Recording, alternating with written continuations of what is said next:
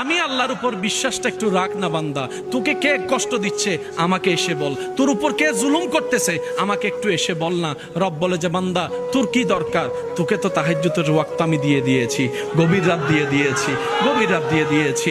দিনের বেলায় নামাজটা পড়ে গভীর রাতে এসে আমি রবের সাথে প্রেমের কথা একটু বল না। গভীর রাতে তো আমি আল্লাহ ডাকতে থাকি, কার কি সমস্যা আছে বান্দা আমি রবকে একবার বল। বান্দারে কে আছস অসুস্থ আমি রবকে জানা, কে আছস অভাবী আমি রবকে জানা, কার কি সমস্যা আমি রব তোদের কথা শুনবো। রব ডাকতে থাকে, আপনি আমি ঘুমাইতেই থাকি, ঘুমাইতেই থাকি, ঘুমাইতেই থাকি।